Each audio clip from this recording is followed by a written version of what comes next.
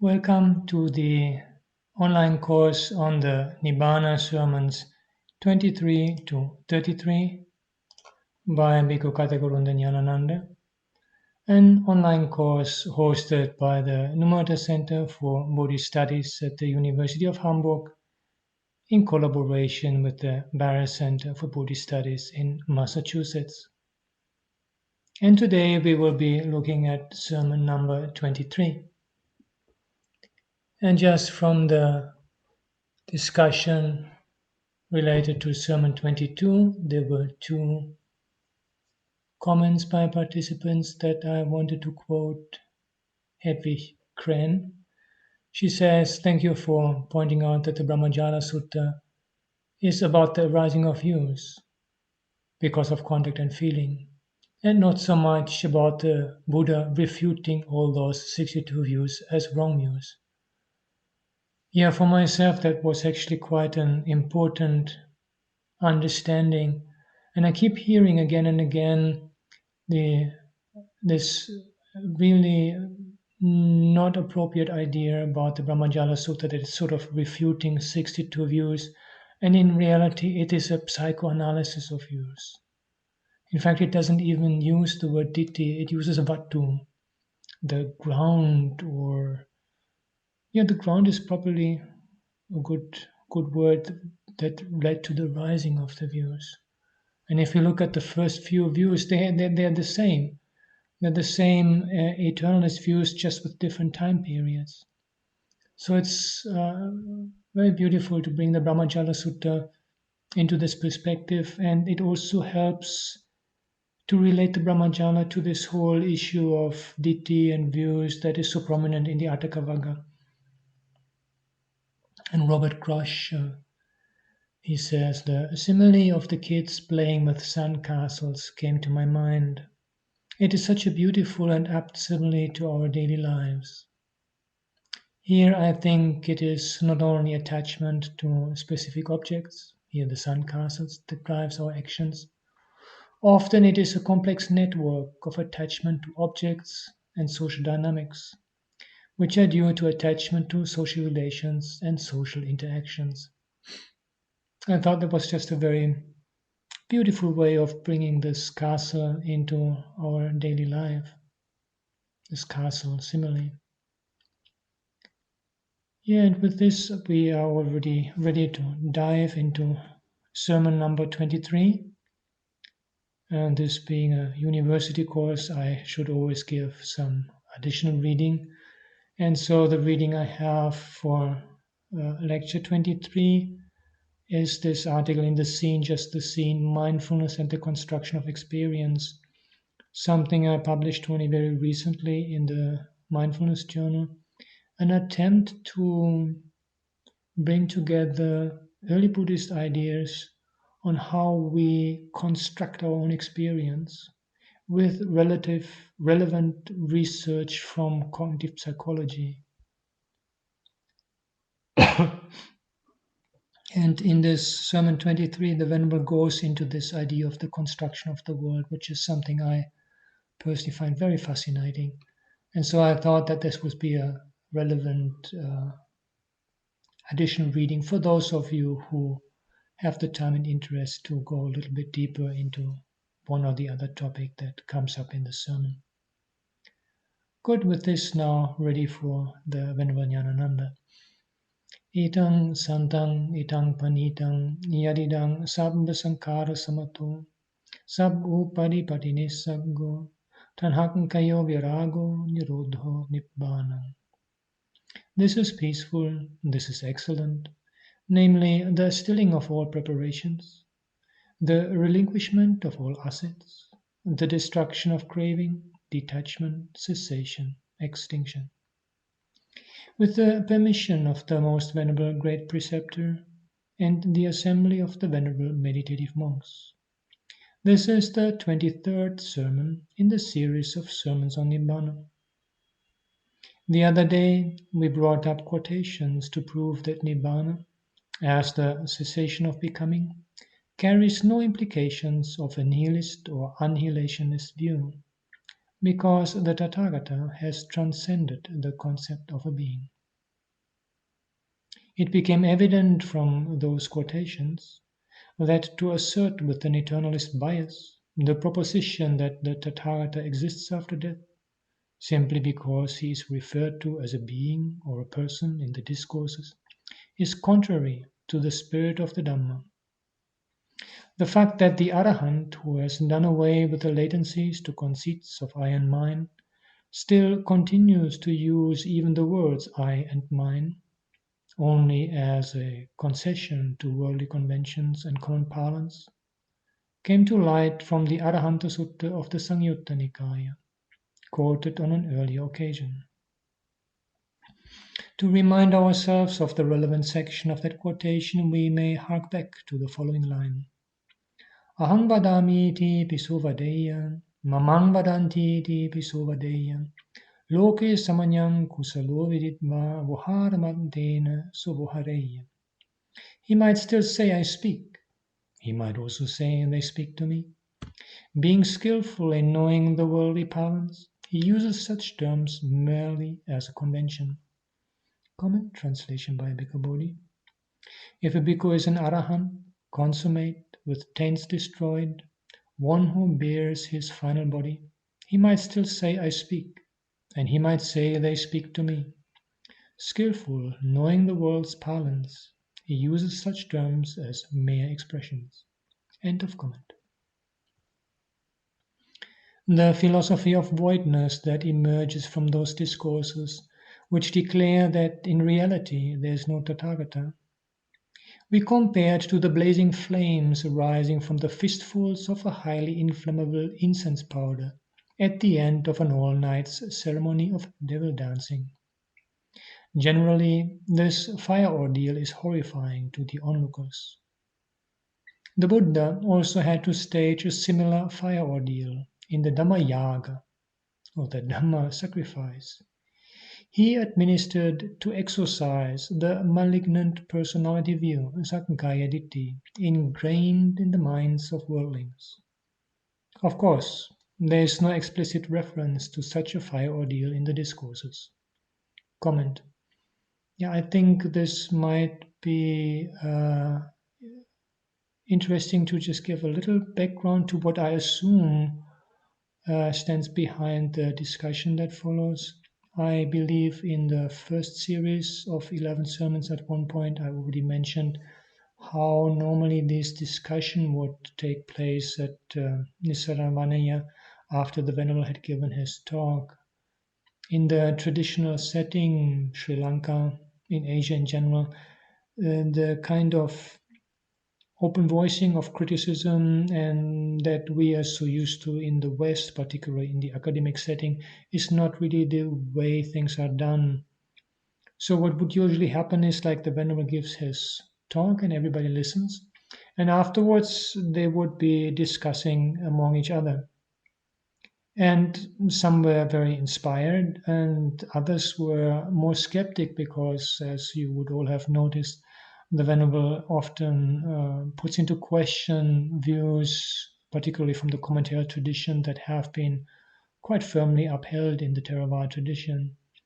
And so those more skeptic would then make some comment, and somebody would then go to see the Venerable Ñāṇananda maybe shortly before the next sermon, says, Bhante, some people were saying this, that.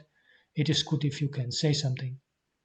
And so I assume that somebody may have said, but what is this bringing in the devil dancing? It's not Dhamma, and why is he bringing that in? And so that the Venerable now is taking it, kind of weaving it into his presentation to explain, yes, of course, it's not in the discourse, but these are the reasons why I use this type of simile. That was just as a way of a little bit of background for us to appreciate why sometimes he moves into certain topics. And needless to say, of course, I'm just guessing. I don't know for sure. I wasn't there. End of comment. However, we do come across a word somewhat suggestive of this kind of exorcism. The word vidhupeti derived from the word dhūpa, incense, is suggestive of fumigating or smoking out. For instance, we find the following verse in the Bodhibhagga of the Udana with reference to the stages of reflection on the law of dependent arising in direct and reverse order that the Buddha had gone through just after his enlightenment. Yada have patu bhavanti dhamma atapino jhayato brahmanasa vidupayang tittati marasenang suryo va ubhasayang antalikam.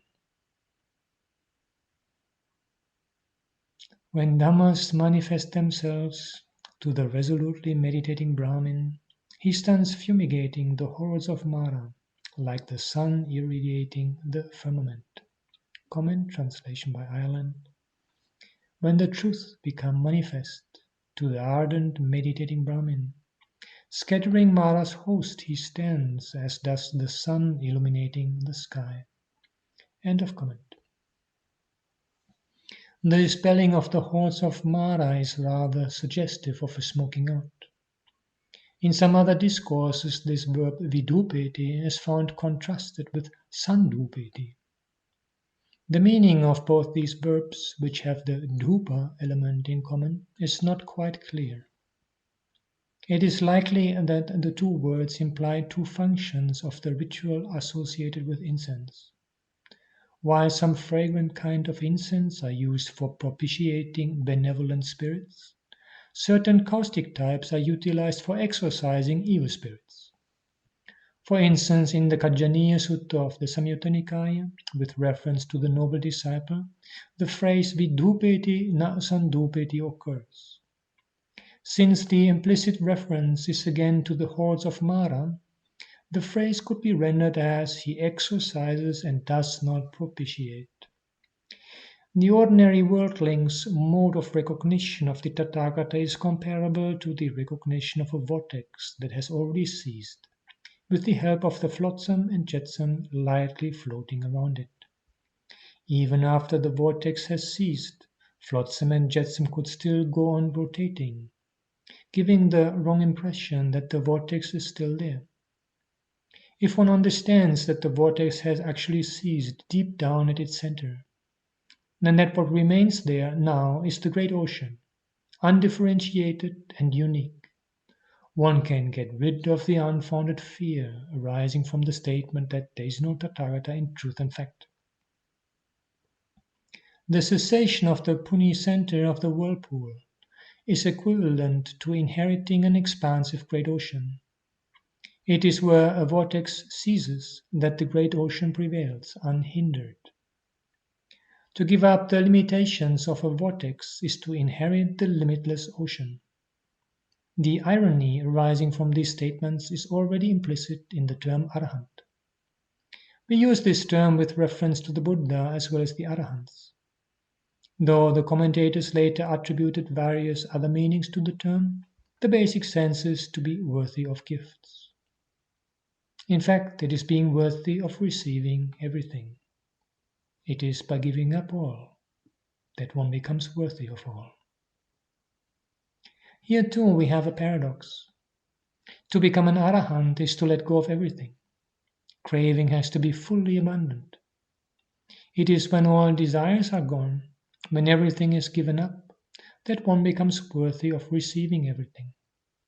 This is the deeper side of the significance of the term Arahant.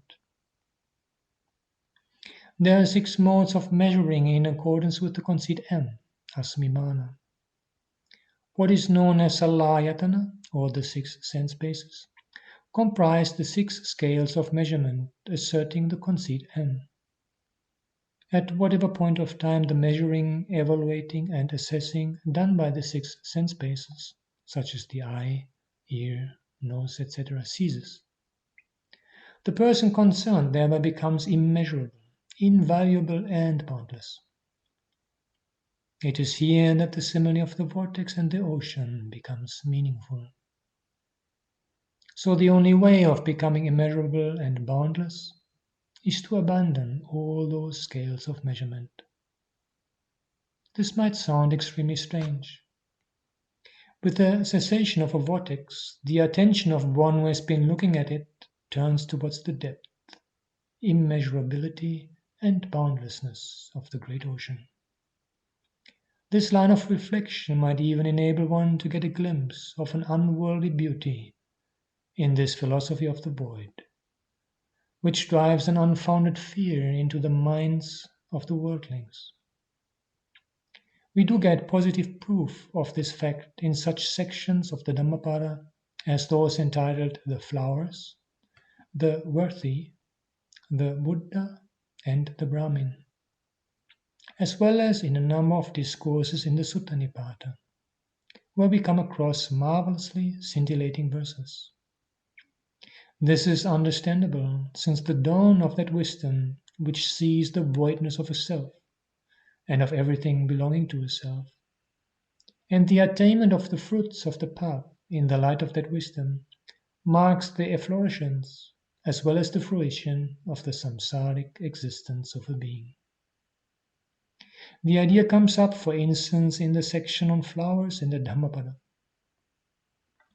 Yatha sankhara dhanasming unjitasming mahapate parumang tatanta jayeta suchigandhang manuramam evang sankara bhutesu andha bhute putujjane atirochati panyaya samma sambuddha savako. As on top of a rubbish heap dumped by the highway side, there blossoms forth the lotus, pure in fragrance and charming. So amidst the worldlings blind, the fully awakened one's disciple outshines them in marked contrast in point of wisdom bright. Comment translation by Norman. Just as on a heap of rubbish thrown on the high road, a lotus might grow, with sweet smell delighting the mind. Similarly, among common people who are blind and like rubbish, the disciple of the fully awakened one shines forth by reason of his wisdom. End of comment. So then the Arahant is that charming lotus, arising out of the cesspool of samsara. Surely there cannot be anything frightful about it. There's nothing to get scared about this prospect. In our last sermon, we quoted from a discourse that gives some new definitions and new concepts of the world. We brought up two statements from the Loka Kamaguna Sutta, number 1, of the Salayatana Vagga in the Samyutta Nikaya. The first statement is somewhat riddle-like. There the Buddha addresses the monks and declares, Nahang bhikkhave gamanena lokassa antang nyattayang dattayang pattayanti vadami. Na chapanahang bhikkhave appatva lokassa antang dukkassa antakiriyam vadami. Monks, I do not say that by traveling one can come to know or see or reach the end of the world. Nor do I say that without reaching the end of the world one can put an end to suffering. Comment translation by Bhikkhu Bodhi. Because I say that the end of the world cannot be known, seen or reached by traveling. Yet, bhikkhus, I also say that without reaching the end of the world there is no making an end to suffering. And here my translation of the Samyukta Agama parallel. I do not say that the person reaches the end of the world by walking, and I also do not say that without walking one reaches the end of the world and the unsurpassed transcendence of dukkha. End of comment. We also mentioned the other day the explanation given by Venerable Anālayo to this cryptic statement at the request of those monks who approached him to get it clarified. That explanation embodies the definition given by the Buddha to the term world. It is not the common concept of the world. Yena koavu so lokasming lokasanyi hodi lokamani ayang buddhati aryasa vinaya loko. Kena chamu so lokasming lokasanyi lokamani. Chakuna koavu so lokasming lokasanyi hodi lokamani. Sotena ghanena jivaya kayena manina koavu so lokasming lokasanyi hoti lokamani. Yena koavu so lokasming lokasanyi hoti lokamani ayang vuchati aryasa vinaye loko. Friend, that by which one has a perception of the world, and has a conceit of the world, that in this discipline of the noble ones is called the world. By what friends has one a perception of the world and a conceit of the world? By the eye, friends, one has a perception of the world and a conceit of the world. By the ear, by the nose, by the tongue, by the body, by the mind, that French by which one has a perception of the world and a conceit of the world, that in this discipline of the noble ones is called the world.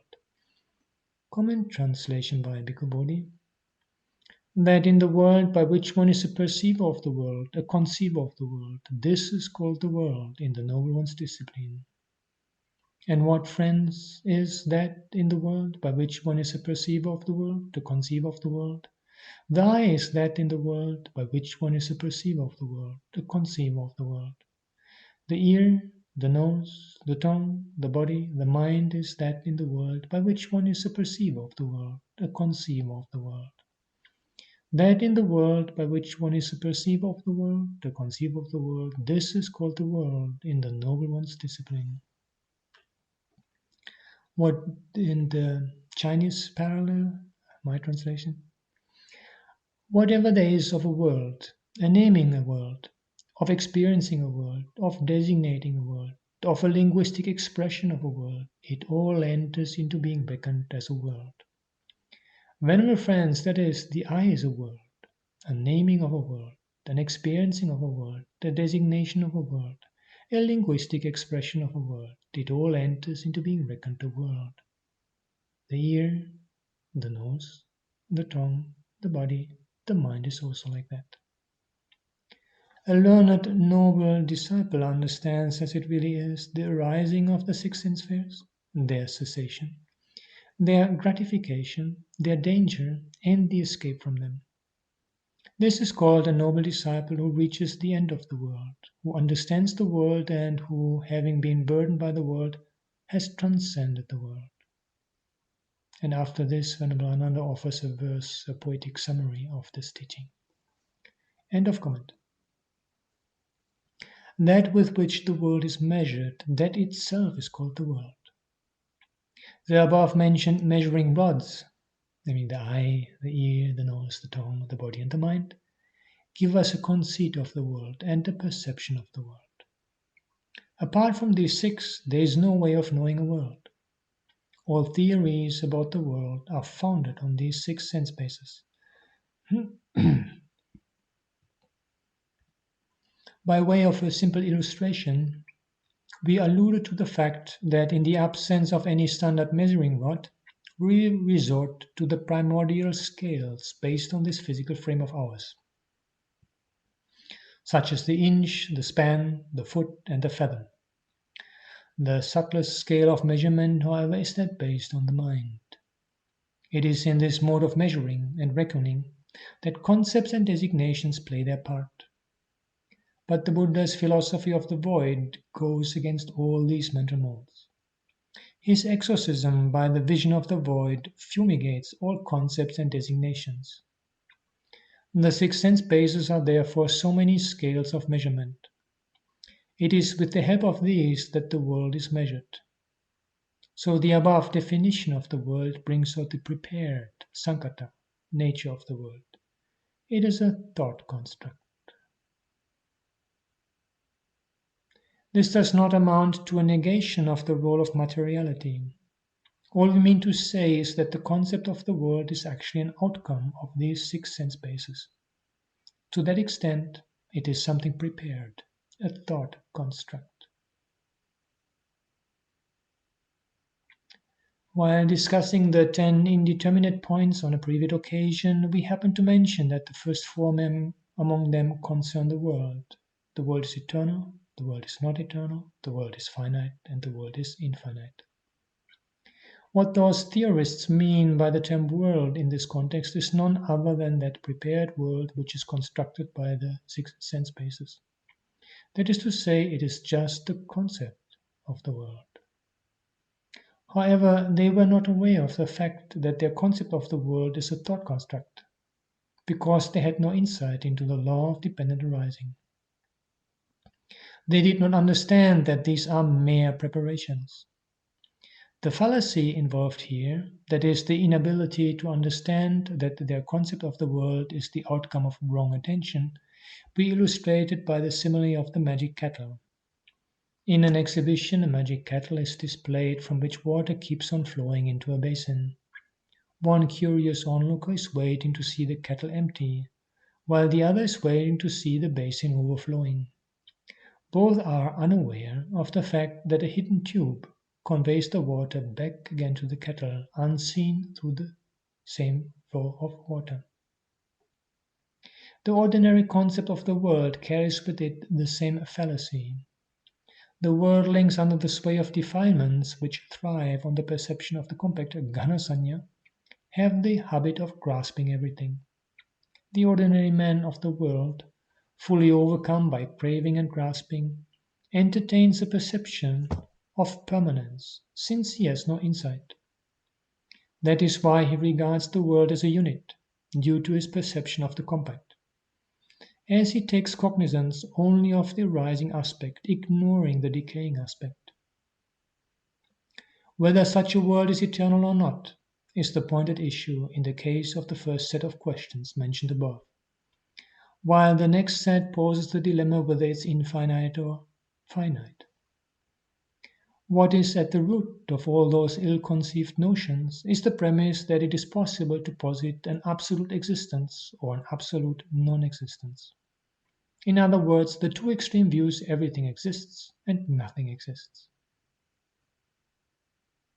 The unique norm of dependent arising, which the Buddha discovered, dismisses both those extreme views. It is set forth in the Kaccayana Gotta Sutta of the Nibbāna Samyukta in the Samyukta Nikaya, which we have quoted earlier too. We shall, however, bring up again the relevant section to elucidate this point. Dvaya nisidukvayam kaccayana loko yebhuyena attitancheva nattitancham. Loka samudayam ko kaccayana yatha bhutang sammapanyaya passato ya loke nattita sana hoti. Loka nirodhang ko kaccayana yatha bhutang sammapanyaya passato ya loke attita sana hoti. This word Kaccayana, for the most part, bases its views on two things, on existence and non-existence. Now, Kaccayana, to one who with right wisdom sees the arising of the world as it is, the view of non-existence regarding the world does not occur. And to one who with right wisdom sees the cessation of the world as it really is, the view of existence regarding the world does not occur. Comment translation by Bhikkhu Bodhi. This word Kaccayana for the most part depends on a duality, upon the notion of existence and the notion of non-existence.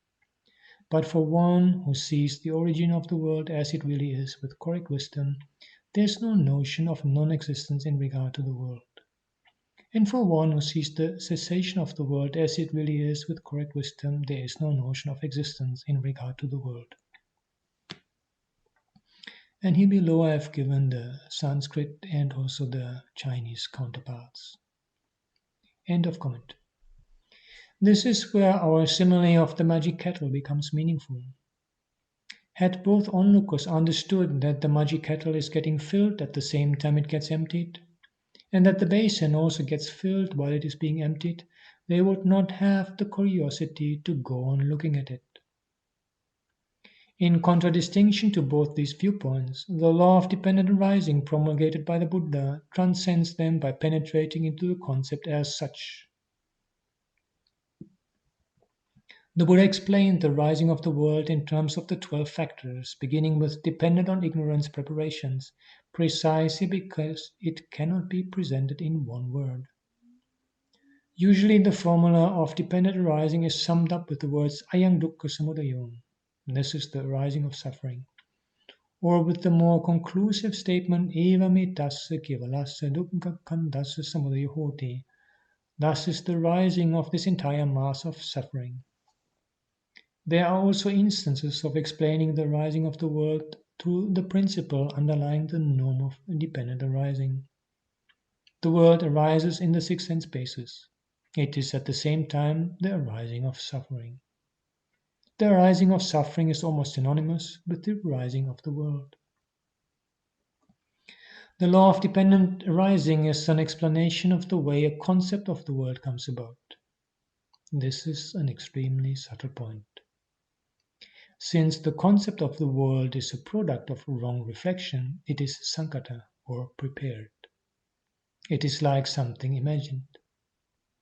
The sankata, or the prepared, has a certain circularity about it. In fact, the two dilemmas mentioned above involve the question of time and space.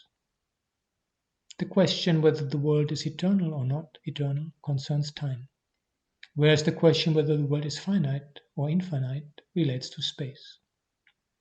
Both time and space involve a circularity. The furthest limit of the forenoon is the nearest limit of the afternoon, and the furthest limit of the afternoon is the nearest limit of the forenoon. This is how the cycle of the day turns round. Where the forenoon ends is the afternoon, where the afternoon ends is the forenoon. A similar time cycle is to be found even in one moment.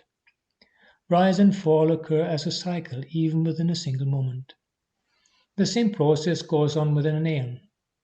That is why an aeon is said to have the two aspects called samvatta, contraction, and vivatta, expansion. World systems go on contracting and expanding. The so-called existence of the world is a continuous process of contraction and expansion. Therefore, it is impossible to find any beginning or end. The very question of a first beginning is ill-conceived. It is like an attempt to find a starting point in a cycle. It is a problem that cannot be solved by speculation. Because of the cyclic nature of existence, rise and fall is characteristic of every single moment.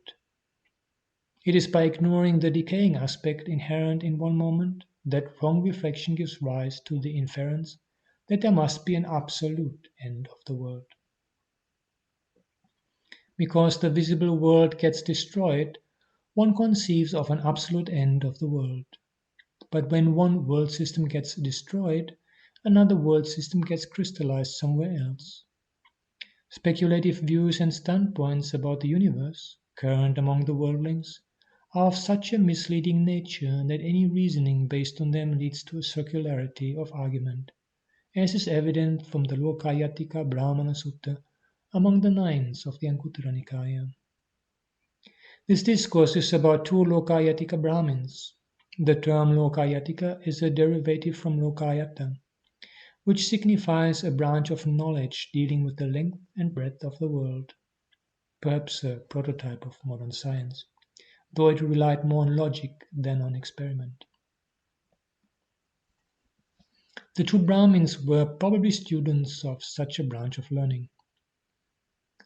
One day they came to the Buddha and posed this question: Saya Gautama, now here's this teacher Purana Kassapa who claims omniscience, saying that he sees everything and has knowledge and vision of everything while walking or standing, whether asleep or awake. With these claims to omniscience, he makes the following declaration: Ahang anantena jnanena anantang lokang janang prasanviharami. I dwell knowing and seeing an infinite world with an infinite knowledge. But then there is this teacher Nibbāna Buddha, who also has similar claims to omniscience, but declares, Ahang antavantena jnanena antavantang lokang janang prasanviharami. I dwell knowing and seeing a finite world with a finite knowledge. Comment translation by Bhikkhu Bodhi. Master Gautama Purana Kassapa claims to be all-knowing and all-seeing, and to have all-embracing knowledge and vision. Whether I am walking, standing, sleeping, or awake, knowledge and vision are constantly and continuously present to me. He says thus, with infinite knowledge I dwell knowing and seeing the world to be infinite. But Nibbāna Buddha also claims to be all-knowing and all-seeing, and to have all-embracing knowledge and vision. Whether I am walking, standing, sleeping, and awake, knowledge and vision are constantly and continuously present to me. He says thus, with infinite knowledge I dwell knowing and seeing the world to be finite. There must be a mistake here, it should be finite knowledge. With finite knowledge I dwell knowing and seeing the world to be finite. End of comment. And then the two Brahmins asked the Buddha which of these two teachers claiming omniscience in such contradictory terms is correct. But the Buddha's reply was, Alang Brahmana Tittadetam Dhammam Bodhisisami. Enough Brahmins, let that question be. I shall preach to you the Dhamma.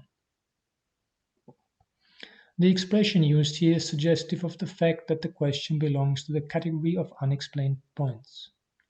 Terms like tapita, left aside, and tapaniya, should be left aside, are used with reference to indeterminate points.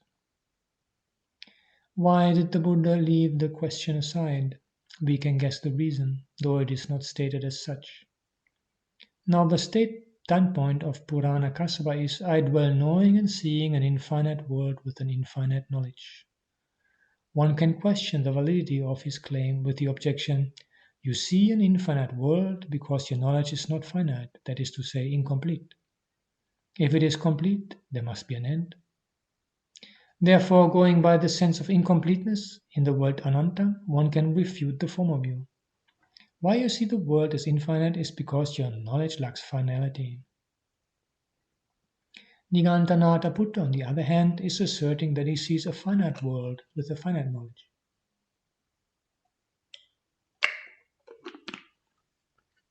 But the followers of Purana Kassapa can raise the objection, you are seeing the world as finite because your knowledge is limited. Your knowledge has an end, that is why you see a finite world. So here too we have a circle, or rather a circularity of argument. The two terms anta and ananta are ambiguous. That must be the reason why the Buddha rejected the two standpoints in question. And then he declares, I shall preach to you the Dhamma, and brings up, as a simile, an illustration which could be summed up as follows. 4 persons endowed with the highest ability to walk, the highest speed and the widest stride possible stand in the 4 directions. Their speed is that of an arrow, and their stride is as wide as the distance between the Eastern Ocean and the Western Ocean.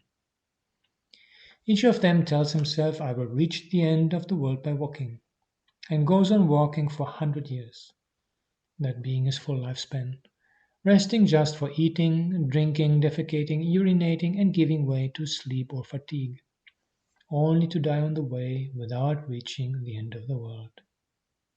But why so? Asks the Buddha rhetorically, and gives the following explanation.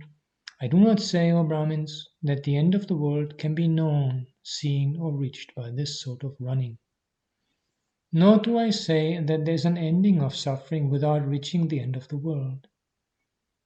Then he declares, Brahmins, it is these 5 strands of sense pleasures that in the Noble One's discipline are called the world. Comment, translation by Bhikkhu Bodhi. I say, Brahmins, that by this kind of running one cannot know, see, or reach the end of the world. And yet I say that without having reached the end of the world, there is no making an end of suffering. These 5 objects of sensual pleasure, Brahmins, are called the world in the Noble One's discipline. End of comment. In this particular context, the Buddha calls these 5 kinds of sense pleasures the world, according to the Noble One's terminology. This does not contradict the earlier definition of the world in terms of the 6 sense bases, for it is by means of these 6 sense bases that one enjoys the 5 strands of sense pleasures.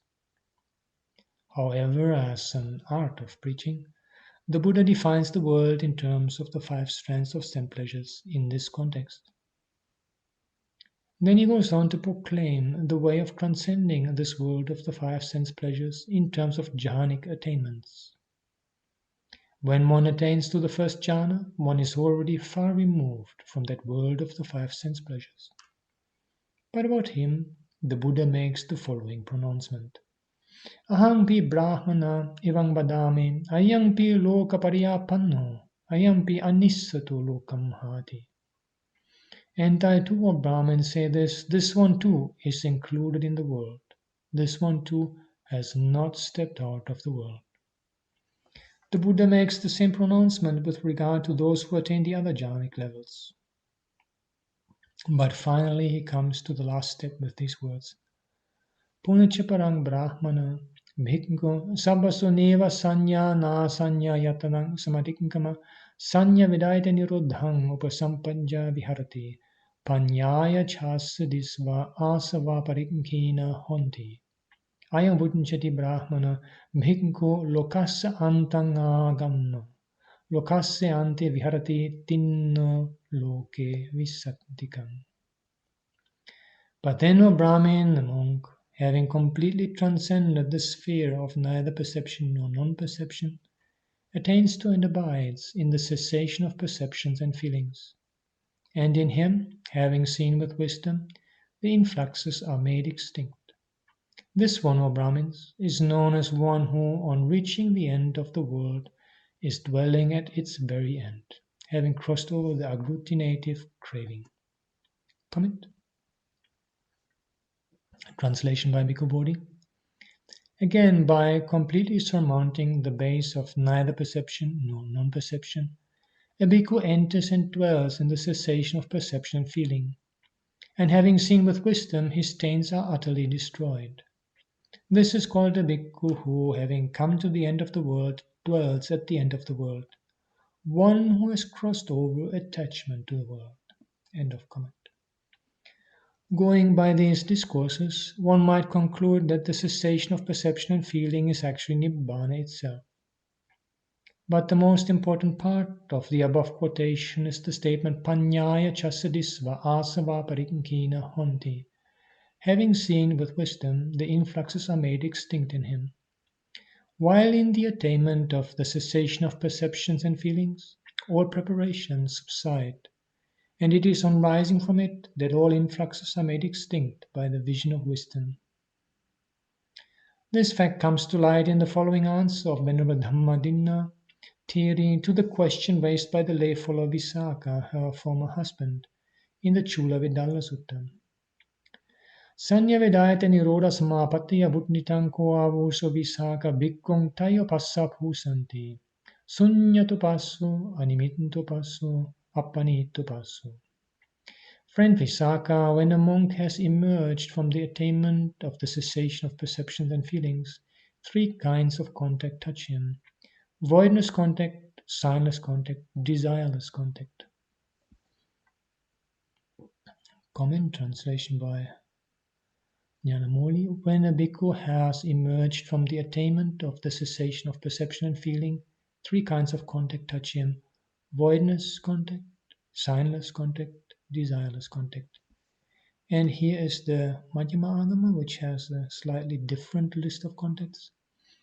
When a monk emerges from the concentration of cessation, he contacts three types of contact. What are the three? 1. Imperturbable contact. 2. Nothingness contact. 3. Signless contact. End of comment.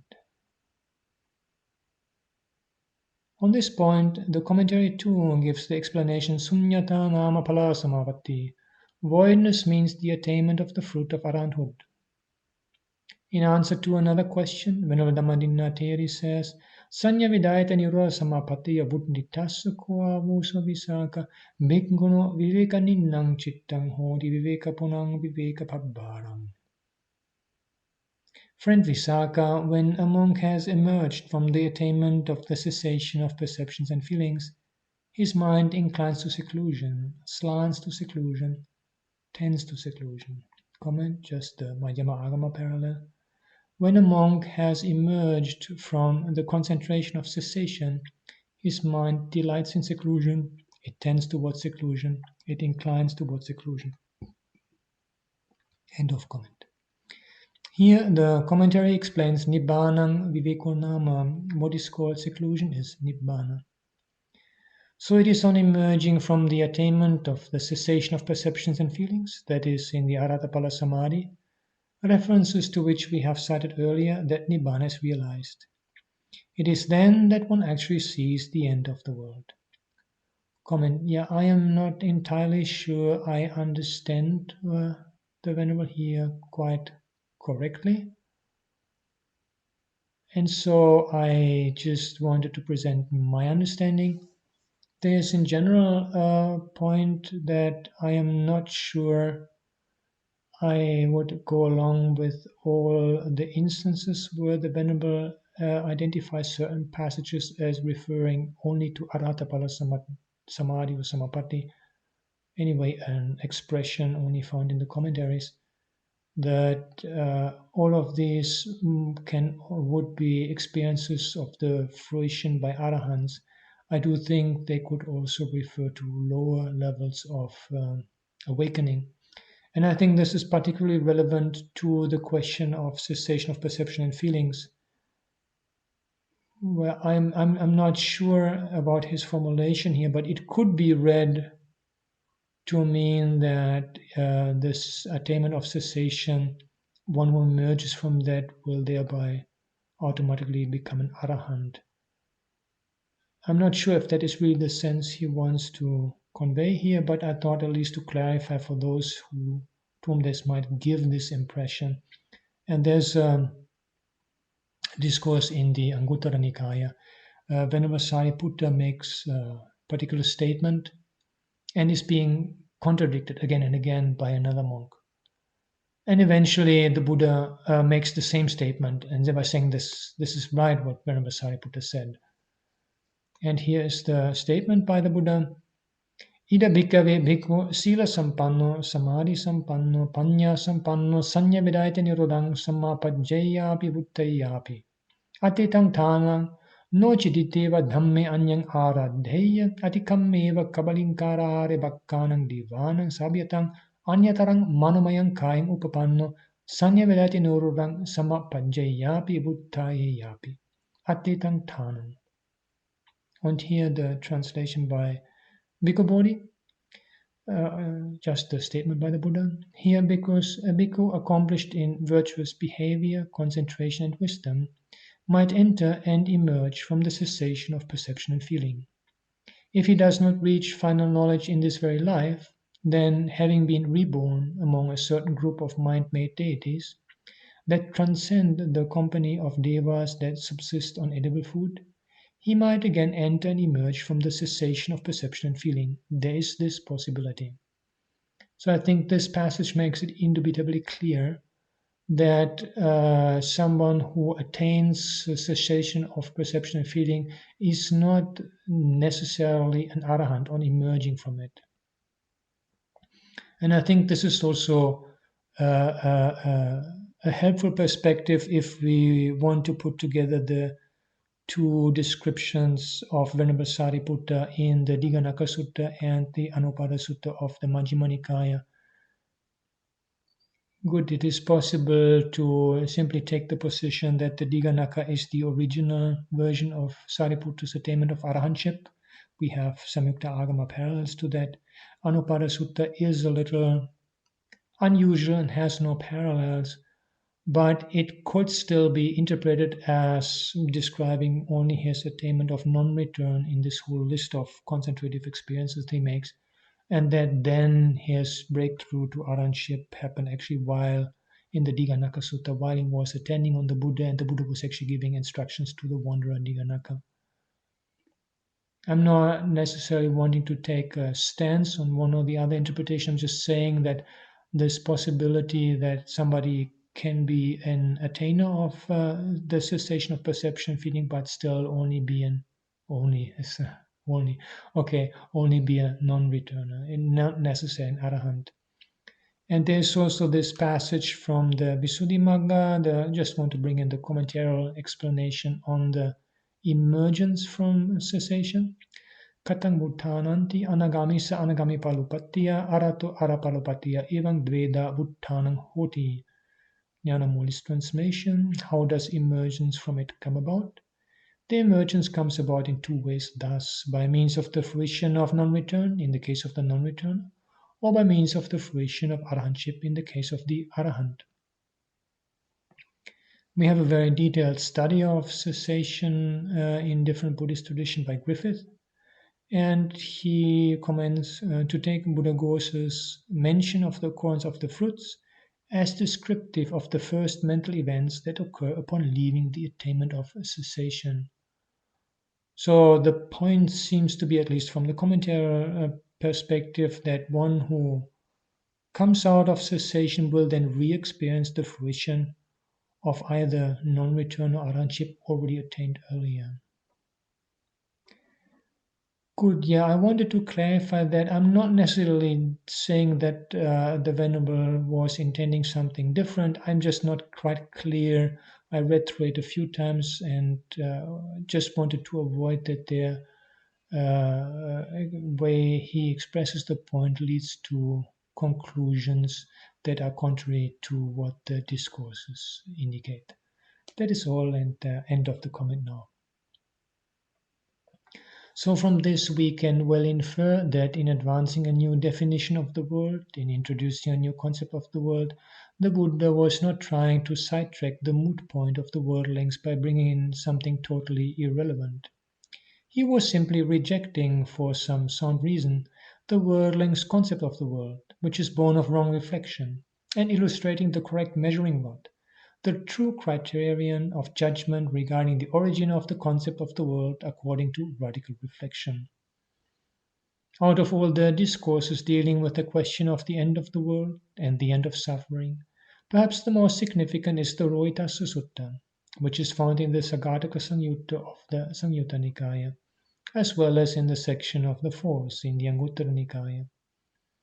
Once, when the Buddha was staying at the Jetavana monastery at Savatthi, a deity named Rohitassa visited him in the night and asked the following question: where, Lord, one does not get born, nor grow old, nor die, nor pass away, nor get reborn, is one able, Lord, by traveling, to come to know that end of the world, or to see it, or to get there?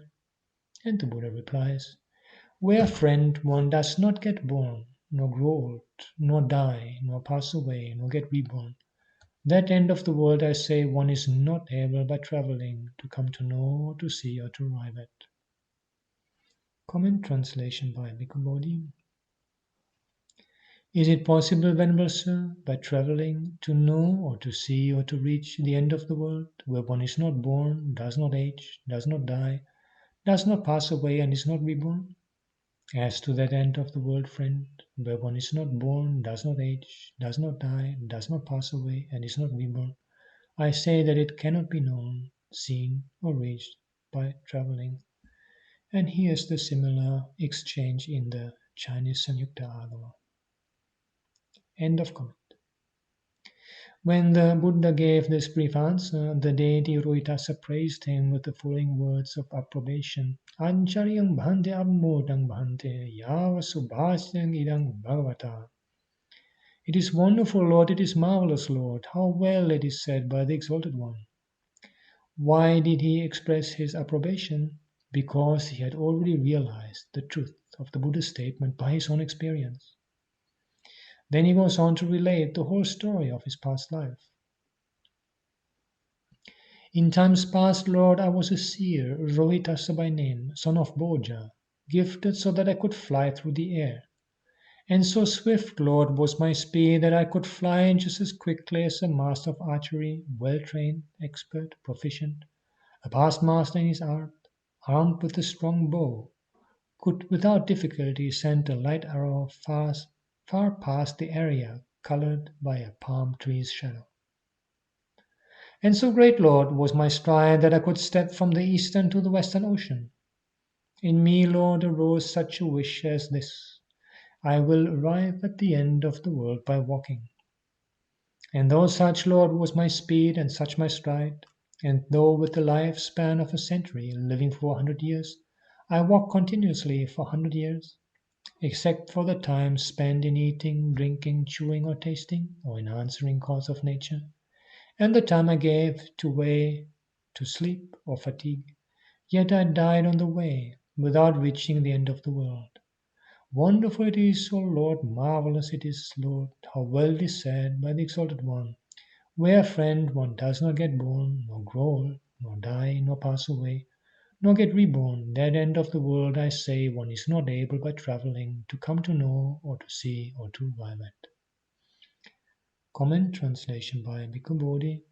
Is wonderful, Venerable Sir, it is amazing, Venerable Sir, how well this was stated by the Blessed One. As to that end of the world, friend, I say, that it cannot be known, seen, or reached by traveling. Once in the past, Venerable Sir, I was a seer named Rohitasa, son of Bhoja, possessed of spiritual powers, able to travel through the sky. My speed was such, Venerable Sir, that I could move just as swiftly as a firm-bowed archer, trained, skillful, practice experienced, could easily shoot past the shadow of a palmyra tree with a light arrow. My strength was such, Venerable Sir, that it seemed to reach from the Eastern Ocean to the Western Ocean. Then, Venerable Sir, the wish arose in me, I will reach the end of the world by traveling. Possessing such speed and such a stride, having a lifespan of 100 years, living for 100 years, I traveled for 100 years without pausing except to eat, drink, take meals and snacks, and to defecate and urinate, to sleep and dispel fatigue. Yet I died along the way without having reached the end of the world.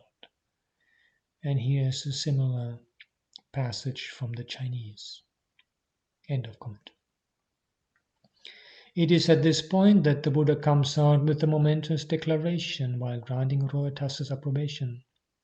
Yandako avuso na jayati, na jiyati, na miyati, na chavati, na upapanjati. Nang tang gamanena lokasantang nyateyang datteyang patteyang divadami. Nachahang avuso apatva lokasantang dukkha santakiryang vadami. Apichahang avuso imasmin yeva bhyama matde kalevare sasanyam hi samanake lokancha panyapimi lokasamudayancha lokanirodancha lokanirodagaminincha patipadam. Where, friend, one does not get born, nor grow old, nor die, nor pass away, nor get reborn.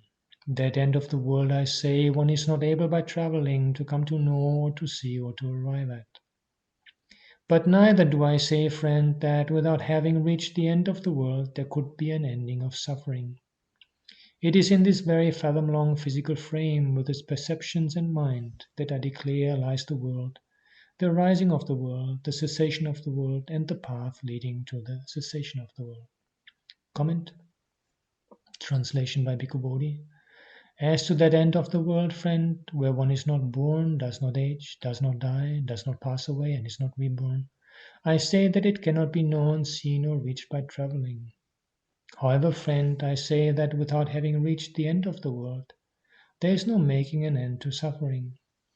It is, friend, in just this fathom-high carcass, endowed with perception and mind, that I make known the world, the origin of the world, the cessation of the world, and the way leading to the cessation of the world. And here again the Chinese, and it additionally also speaks of the path leading to the cessation of the world, which is the Noble Eightfold Path. End of comment. This momentous declaration, which is comparable to a fearless lion's roar that puts all religious and philosophical systems to flight, has been misinterpreted by some who have not grasped its true significance. They say that according to this discourse, the cessation of the world is not here, and that only the other three are to be found in this fathom-long body. Such misinterpretations are the result of taking seriously various far-fetched speculations of later origin about Nibbāna. According to them, Nibbāna is some mysterious, nondescript place of rest for the Arahants after their demise. One who goes by that kind of speculation is not ready to accept the Buddha's declaration that it is in this very fathom-long body, with this perception in mind, that the cessation of the world can be realized. The commentary in this context simply observes that the Four Noble Truths are to be found not in grass and twigs outside, but in this body consisting of the four elements. It has nothing more to add. A certain modern scholar has rightly pointed out that the commentator has missed a great opportunity for exegesis. The reason for the commentator's lack of interest, in the case of such a discourse of paramount importance, is probably his predilection for these latest speculations on Nibbāna. All that we have so far stated in explaining the significance of discourses dealing with the subject of Nibbāna could even be treated as a fitting commentary to the Rohitasa Sutta. The point of relevance is the couple of words sasanyam hi samanake, occurring in the discourse in question. The fathom-long physical frame is here associated with perceptions and mind. Comment, yeah, I found this very helpful because there's also another tendency to misinterpretation, or misinterpretation is a slightly strong term, but to give undue emphasis to this reference to the body as if everything now has to be in some form a somatic kind of experience. And I think the whole concern we have nowadays with embodiment is very good and very important. And the embodied forms of meditation practice are indeed central in early Buddhism. But this saying, this pointing to this body, is not so much a question of pointing to the physical body as such, but more saying it's here and not somewhere out there. And I'm very glad that Venerable Ñāṇananda brings it up, that this comes precisely when one keeps on reading that passage, sasanyam hi samanake, with perception in mind. That makes it clear that this is not just a question of the body, but it's simply taking the body as saying it's in here and not somewhere out there. End of comment. The expression used by the Buddha in this context is full of significance. As we saw above, Venerable Ananda defines the world as follows: Yena ko avuso lokasming lokasani hoti lokamani, ayam bochiti aryasa vinaya loko. Friend, that by which one has a perception of the world and has a conceit of the world, that in the discipline of the noble ones is called the world. And the conceit of the world is a form of measuring with the mind. So the two words sasanyam hi samanake are suggestive of the concept of the world in the noble one's discipline. While discussing the significance of Arahata Pala Samapatti, also known as Anya Pala Samadhi and Anya Vimukha, we had occasion to bring up such quotations as the following. Siyanuko bhante bhikkhunu tata rupo samadhipati labo yatha niva pataving patavi sannyasa na apasming apo sannyasa na techasming techo sannyasa na vayasming vayu sannyasa na akasanancha yatane akasanancha yatane sannyasa na viññānañca yatane viññānañca yatane sannyasa na akinchanya yatane akinchanya yatane sannyasa na neva sanya na sanya yatane neva sanya na sanya yatane sannyasa na idaloke sannyasa na paraloka sannyasa yampidang ditang suttang muttang viññātang pattang pariyesitang anavicharitang manasa tatrapi na sannyasa sanyichapanasa. Could there be, Lord, for a monk, such an attainment of concentration wherein he will not be conscious, literally percipient, of earth in earth, nor of water in water, nor of fire in fire, nor of air in air, nor will he be conscious of the sphere of infinite space in the sphere of infinite space, nor of the sphere of infinite consciousness in the sphere of infinite consciousness, nor of the sphere of nothingness in the sphere of nothingness, nor of the sphere of neither perception nor non-perception in the sphere of neither perception nor non-perception. Nor will he be conscious of this world in this world, nor of a world beyond in a world beyond. Whatever is seen, heard, sensed, cognized, attained, sought after, traversed by the mind, even of that he will not be conscious, and yet he will be conscious. Translation by Bhikkhu Bodhi. Bhante, could a bhikkhu obtain such a state of concentration that he would not be percipient of earth in relation to earth, of water in relation to water, of fire in relation to fire, of air in relation to air, of the base of the infinity of space in relation to the base of the infinity of space, of the base of the infinity of consciousness in relation to the base of the infinity of consciousness, of the base of nothingness in relation to the base of nothingness, of the base of neither perception nor non-perception in relation to the base of neither perception, non-perception, of this world in relation to this world, of the other world in relation to the other world, of anything seen, heard, sensed, cognized, reached, sought after, and examined by the mind, but he would still be percipient. End of comment. The Arahata Pala Samadhi is so extraordinary that while in it one has no perception of earth, water, fire, and air, or of this world, or of the other world, of whatever is seen, heard, sensed, and cognized, but one is all the same percipient or conscious, Sanyi Chapanasa. To the question of what is he percipient, King Sanyi, Once Venerable Sariputta gave the answer that the perception is of Nibbāna as the cessation of existence. Bhava nirodho Nibbānam. In another discourse that we happen to quote, the mode of questioning has the following sequence.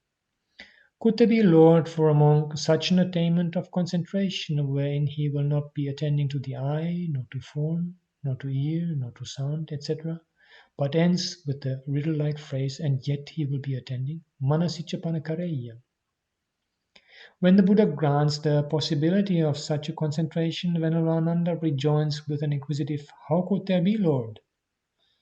And the Buddha explains that what a monk attends to while in that attainment could be summed up in the stereotype phrase, etang santang etang panitang yadidang sabbasankara samato sabbho pariparinesango tanakkayo virago nirodho nibbānam. This is peaceful, this is excellent. Namely, the stilling of all preparations, the relinquishment of all assets, and the destruction of craving, detachment, cessation, extinction. Comment translation by Bhikkhu Bodhi. This is peaceful, this is sublime, that is, the stilling of all activities, the relinquishment of all acquisitions, the destruction of craving, dispassion, cessation, Nibbāna. End of comment. It is Nibbāna, then, that one attends to while in that attainment.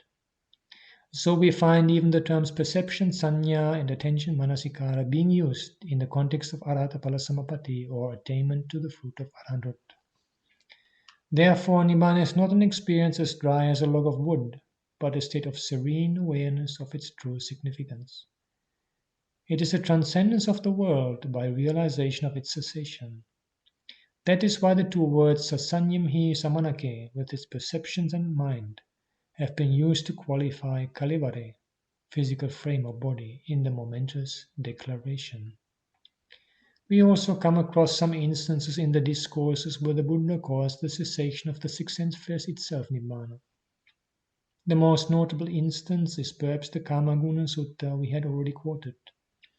As we saw, even its presentation is rather enigmatic. It runs, Tasmātya bhikkhave se ayatane viditabbe yatna chakkuncha nirunjati rupa sanyacha viranjati se ayatane viditabbe yata sotancha nirunjati saddha sanyacha viranjati se ayatana viditabbe yata ghanancha nirunjati gandha sanyacha viranjati se ayatana viditabbe yata jivacha nirunjati rasa sanyacha viranjati se ayatana viditabbe yata kaya cha nirunjati pottabba sanya cha virajjati se ayatana viditabbe yata manu cha nirunjati dhamma sanya cha virajjati se ayatana viditabbe.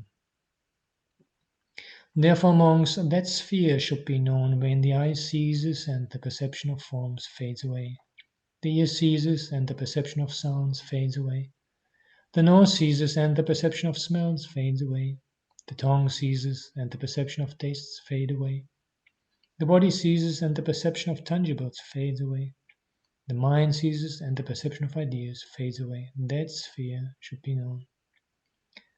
Comment translation by Bhikkhu Bodhi. Therefore, bhikkhus, that base should be known where the eye ceases and perceptions of form fades away. That base should be known where the ear ceases and perception of sounds fades away. That base should be understood where the mind ceases and perception of mental phenomena fades away. That base should be understood. And here's the Chinese making basically the same statement. End of comment. Venerable Ananda, commenting on this riddle-like sermon of the Buddha, concludes that the Buddha he is here referring to the cessation of the six sense spheres. Salayatana nirodhang avoso bhagavata sandhaya bhasitang. Friends, it is with reference to the cessation of the six sense spheres that the Exalted One has preached this sermon. Comment Bhikkhu Bodhi. Translation. This was stated by the Blessed One, friends, with reference to the cessation of the six sense bases, and the Chinese relevant corresponding statement in the Samyukta Agama. End of comment. The cessation of the six sense spheres is Nibbāna. All this goes to show that the concept of a world is the product of the six sense spheres. Those six measuring rods have measured out a world for us. Since the world is built up by the six sense spheres, it also has to cease by the cessation of those six sense spheres. That is why Nibbāna is defined as the cessation of the six sense spheres. Salayatana Nirodho Nibbāna. All those measuring rods and scales lose their applicability with the cessation of the six sense spheres. How can there be an experience of cessation of the six sense spheres? The cessation here meant is actually the cessation of the spheres of contact. A sphere of contact presupposes a duality. Contact is always between two things, between eyes and forms, for instance. It is because of a contact between two things that one entertains a perception of permanence in those two things. Depending on that contact, feelings and perceptions arise, creating a visual world. The visual world of the humans differs from that of animals. Some things that are visible to animals are not visible to humans. That is due to the constitution of the eye faculty. It is the same with regard to the ear faculty. These are the measuring rods and scales which build up a world. Now this world, which is a product of the spheres of sense contact, is a world of papancha or proliferation. Nibbāna is called Nippapancha because it transcends this proliferation, puts an end to proliferation.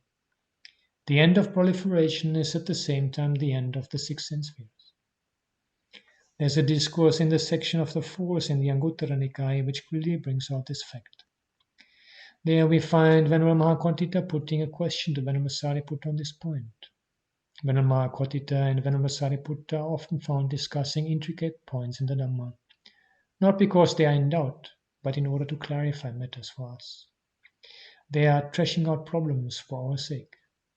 In this particular instance, Venerable Mahakotita puts the following question to Venerable Sariputta. Channanga sapasayatananang asesa viraga nirodha atanyang kinchi. Friend, with the remainderless fading away and cessation of the six spheres of sense contact, is there something left?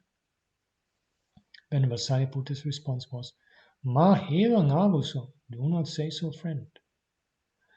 Venerable Mahakotita follows it up with three other possible alternatives, all of which Venerable Sariputta dismisses with the same curt reply. The three alternatives were Channangavu sapasayatananang asesa viraga nirodho natanyang kinchi. Friend, with the remainderless fading away and cessation of the six spheres of sense contact, is there nothing left? Channangavu sapasayatananang asesa viraga nirodha aticha natichanyang kinchi. Friend, with the remainderless fading away and cessation of the six spheres of sense contact, is it the case that there is and is not something left? Channangavu sapasayatananang asesa viraga nirodha nivati nonatatnyang kinchi. Friend, with the remainderless fading away and cessation of the six spheres of contact, is it the case that there neither is nor is not something left? Comment, translation by Bhikkhu Bodhi. Friend, with the remainderless fading away and cessation of the six bases for contact, is there anything else? Do not say so, friend. With the remainderless fading away and cessation of the six bases for contact, is there nothing else? Do not say so, friend. With the remainderless fading away and cessation of the six bases for contact, is there both something else and nothing else? Do not say so, friend. With the remainderless fading away and cessation of the six bases for contact, is there neither something else nor nothing else? Do not say so, friend. And here's the Samyukta Agama. The Venerable Ananda asked the Venerable Sariputta, when the six spheres of contact have been eradicated, faded away, ceased, appeased, and disappeared, is there something that still remains? The Venerable Sariputta said to Ananda, you should not ask this question. When the six sense spheres of contact have been eradicated, faded away, ceased, appeased, and disappeared, is there something that still remains? Ananda asked the Venerable Sariputta again, when the six spheres of contact have been eradicated, faded away, ceased, appeased, and disappeared, is there nothing that still remains? The Venerable Sariputta said to Ananda, it is also not proper to ask in this way. When the six spheres of contact have been eradicated, faded away, ceased, appeased, and disappeared, is there nothing that still remains? Ananda asked the Venerable Sariputta again, when the six spheres of contact have been eradicated, faded away, ceased, appeased, and disappeared, Is there something that remains and nothing that remains, or neither something that remains nor nothing that remains? The Venerable Sariputta said to Ananda, it is also not proper to ask in this way. When the six spheres of contact have been eradicated, faded away, ceased, appeased, and disappeared, is there something that remains and nothing that remains, or neither something that remains nor nothing that remains? So we can see that the basic point of the exchange is quite similar, even though there is a difference in personality, as here the discussion is with Venerable Ananda and not with Venerable Mahakotita. Such exchange of the identity of the speaker in some of these dialogues is quite a normal occurrence in oral transmission. End of comment. This mode of questioning takes the form of a tetralemma, and Venerable Sariputta dismisses all the four alternatives as inapplicable. Then Venerable Mahakotita asks why all these four questions were ruled out, and Venerable Sariputta explains. Channangavo sapasayatananang asesa viroga nirodhatanyang kinchiti iti vadang apapanchang papanchiti. Channangavo sapasayatananang asesa viraga nirodhatanyang kinchiti iti vadang apapanchang papanchiti. Channangavo sapasayatananang asesa viraga nirodha atti cha natti chanyang kinchiti iti vadang apapanchang papanchiti. Channangavo sapasayatananang asesa viraga nirodha nevatti no nattanyang kinchiti iti vadang apapanchang papanchiti. Yavatavo suchannang pasayatananang gati tavata papanchasa gati. Yavata papanchasa gati tavata channang pasayatananang gati. Channangavo sapasayatananang asesa viraga nirodha papancha nirodho papancha upasamo. Friend, he who says with the remainderless fading away and cessation of the six spheres of sense contact, there is something left, is conceptually proliferating what should not be proliferated conceptually. Friend, he who says with the remainderless fading away and cessation of the six spheres of sense contact, there is nothing left, is conceptually proliferating what should not be proliferated conceptually. Friend, he who says with the remainderless fading away and cessation of the six spheres of sense contact, there is and is not something left, is conceptually proliferating what should not be proliferated conceptually. Friend, he who says with the remainderless fading away and cessation of the six spheres of sense contact, there neither is nor is not something left, is conceptually proliferating what should not be proliferated conceptually. Friend, whatever is the range of the six spheres of sense contact, that itself is the range of conceptual proliferation. And whatever is the range of conceptual proliferation, that itself is the range of the six spheres of sense contact. By the remainderless fading away and cessation of the six spheres of sense contact, there comes to be the cessation appeasement of conceptual proliferation. Comment translation by Bhikkhu Bodhi. Friend, if one says with the remainderless fading away and cessation of the six bases for contact, there is something else, one proliferates that which is not to be proliferated. If one says, friend, with the remainderless fading away and cessation of the six bases for contact, there is nothing else, one proliferates that which is not to be proliferated. If one says, friend, with the remainderless fading away and cessation of the six bases for contact, there is both something else and nothing else, one proliferates that which is not to be proliferated. If one says, friend, with the remainderless fading away and cessation of the six bases for contact, there is neither something else nor nothing else, one proliferates that which is not to be proliferated. Friend, as far as the range of the six bases for contact extends, just so far extends the range of proliferation. As far as the range of proliferation extends, just so far extends the range of the six bases for contact. With the remainderless fading away and cessation of the six bases for contact, there is the cessation of proliferation, the subsiding of proliferation. And here the Samyukta Agama, parallel. The Venerable Sariputta said to the Venerable Ananda, this is indeed baseless talk. When the six spheres of contact have been eradicated, faded away, ceased, appeased, and disappeared, is there something that remains? This is indeed baseless talk. Is there nothing that remains? This is indeed baseless talk. Is there something that remains and nothing that remains? This is indeed baseless talk. Is there neither something that remains nor nothing that remains? If one says, when the six spheres of contact have been eradicated, faded away, ceased, appeased, and disappeared, one attains Nirvana and is apart from all that is baseless and false, then this is indeed what the Buddha taught. End of quote. The commentator gives the following explanation to the expression Attanyam kinchi, is there something left? Tata parang kochi appamata kopi kilesa attiti pucchati. According to him, Venerable Kotita is asking whether there is even a little defilement left after the cessation of the 6 spheres of sense contact. But the question is obviously not about the remaining defilements, in which case even a categorical negative could have been the correct answer. The question here is about the very usage of the expression is and is not. With the cessation of the 6 spheres of sense contact, all 4 propositions of the Tetralemma, based on the 2 standpoints is and is not, lose their applicability. They are rejected in toto. Here the papancha, or conceptual proliferation implied, is the very discrimination between is and is not. The entire world is built up on the 2 concepts is and is not. Being unaware of the sankata, or prepared nature of these concepts, we are accustomed to say this is, as occasion demands. This recording machine before us is there. So also are the things which we presume to exist. We ourselves do exist, do we not? One could say, I am. Out of the 2 rapid processes going on within us every moment, namely arising and passing away, we are most of the time dwelling on the side of arising. The 2 concepts is and is not are structured on the 6 spheres of sense contact. Not only is and is not, but also the entire logical structure connecting these 2 postulates is founded on the 6 spheres. Here then we see the fistfuls of inflammable incense powder the Buddha had directed towards language and logic, setting all that ablaze. What this discourse highlights is the fact that by the very cessation of the 6 spheres of sense contact, the cessation of conceptual proliferation is brought about.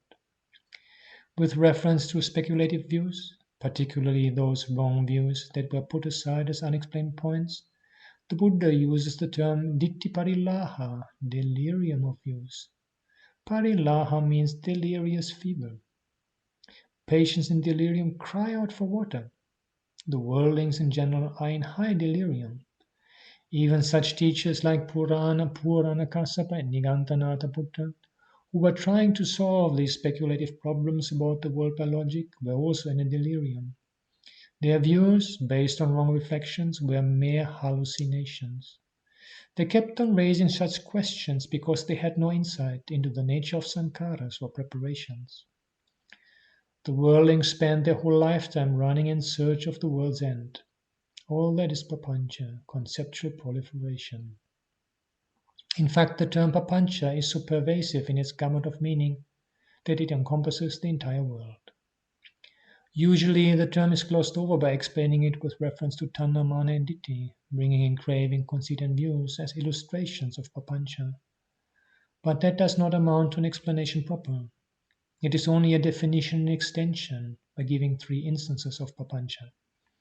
To rattle off the 3 instances is not a fit answer to the question, what is papancha?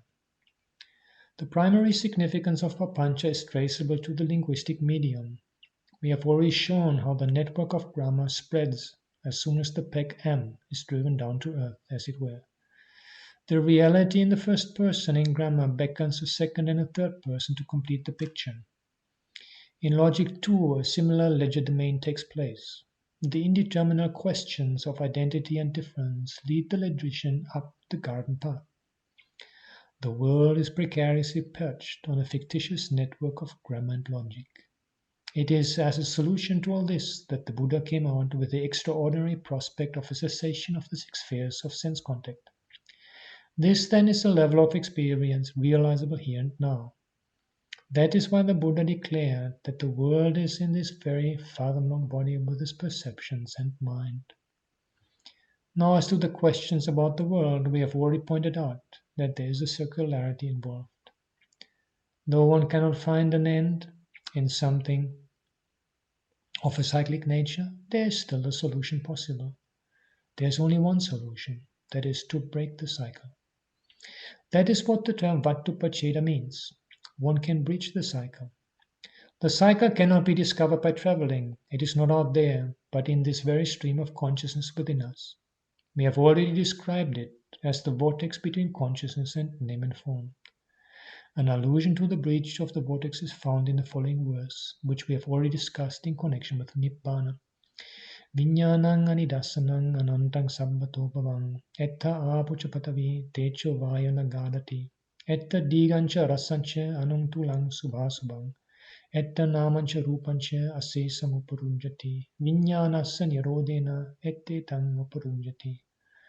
Consciousness, which is non-manifestative, endless, lustrous on all sides, here it is that earth and water, fire and air no footing find.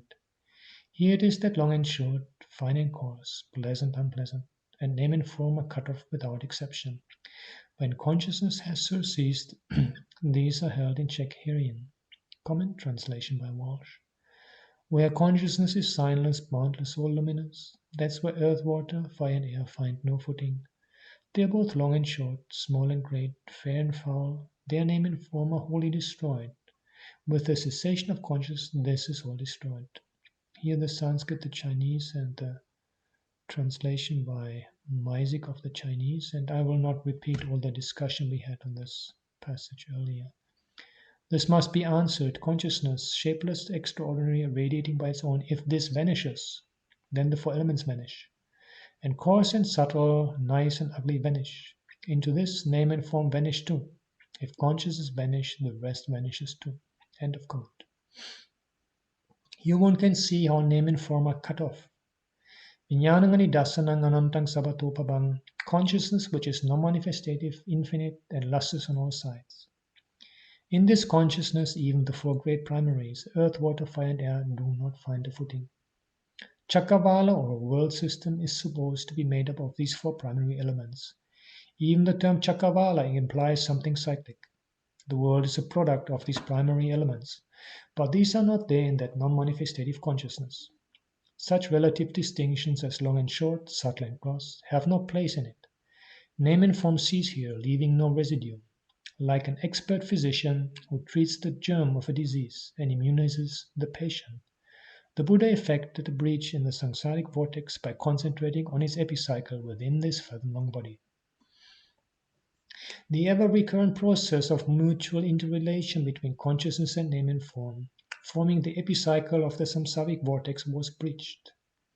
With the cessation of consciousness comes the cessation of name and form. With the cessation of name and form comes the cessation of consciousness. That is the dictum of the Nalaka Lapi Sutta. Out of the two bundles of reeds left standing, supporting each other, when one is drawn, the other falls down. Even so, with the cessation of consciousness comes the cessation of name and form. With the cessation of name and form comes the cessation of consciousness. That is how the Buddha solved this problem. Thank you for your attention.